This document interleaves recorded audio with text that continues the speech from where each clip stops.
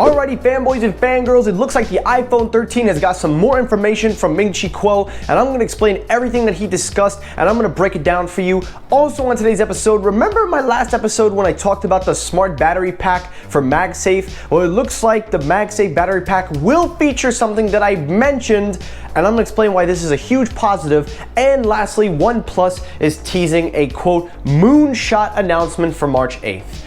Gee, I wonder what that could be. All that on today's episode, so stay tuned.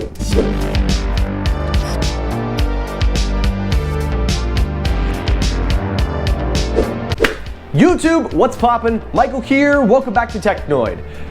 Wow, feel like a while I didn't upload for the weekend. I usually like uploading on the weekends. I don't know why I didn't upload.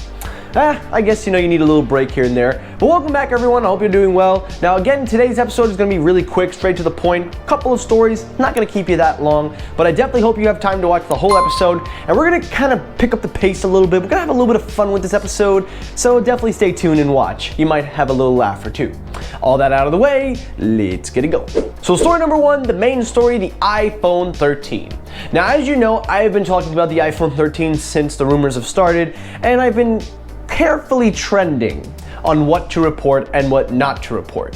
Well, according to Ming-Chi Kuo, the iPhone 13 lineup is getting a few updates that we already knew was happening, but one of them in particular I was a little hesitant to believe, but we will discuss that.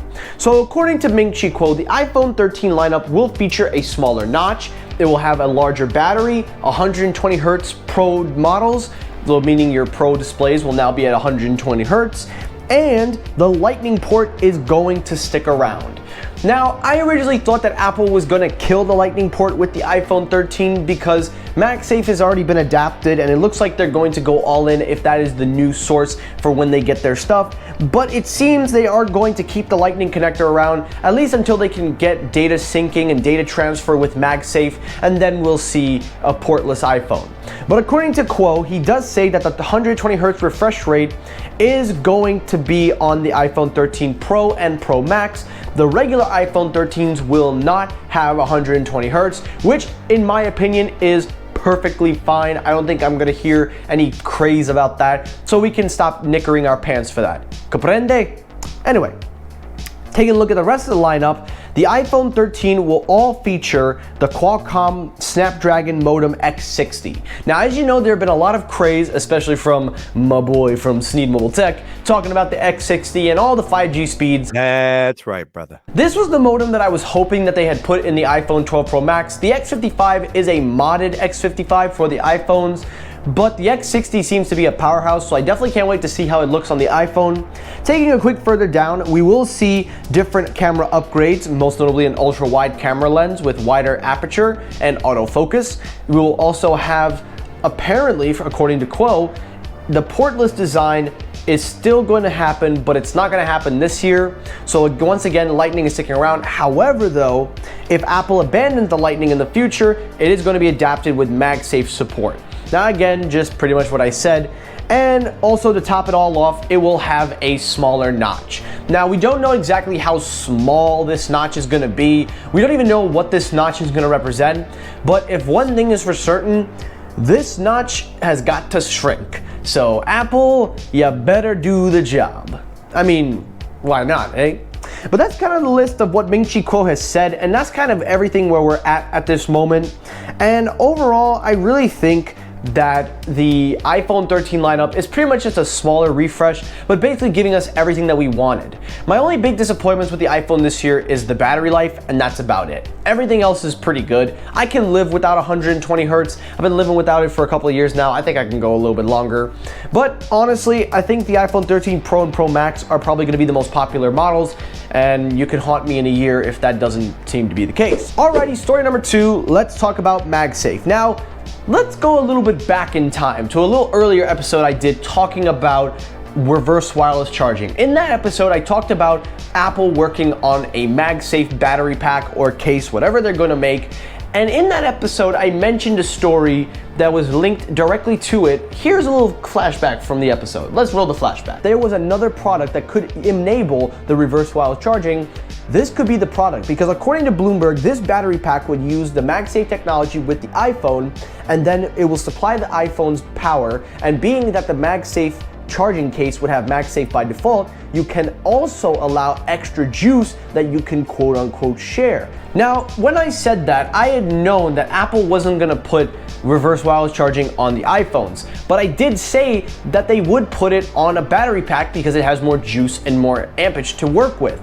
And it seems like that is the case, because according to Jon Prosser, the MagSafe compatibility battery pack on the iPhone 12 models, to be exact anyway, will feature reverse wireless charging. Now, according to some of the indications from Prosser, it says here that only one of them will be getting it. Now, if I had to take a guess, if I had to be a genie, I don't have to be a genius, common sense, I'm gonna say the Pro Max model. I'm gonna say that because why not? But taking a look at the rumor, it seems that this battery pack is going to be coming out soon. It has been teased in 14.5 beta. We don't know exactly what Apple's going to do. Is it going to be a separate MagSafe accessory like the MagSafe wallet, or is it going to be a silicone case with MagSafe built in? Me personally, I'm hoping that it's a silicone smart battery case like they've been doing from prior years. But if they were to depart from that and make this, I wouldn't see the problem with that. So we'll see how that turns out, but at least it's good to know that my hunch was on a roll. You get it? Oh, brother, this guy stinks! And lastly, let's talk about the OnePlus announcement. Now, this one I really don't have to talk about for long, because at this point, I think it's safe to say that Android and smartphone industries nowadays, there is no surprise. There is nothing to be surprised about. And I honestly am baffled that tech YouTubers are still trying to milk surprises when they clearly know what's gonna happen. So I'm just gonna not do that, and I'm gonna be straight up.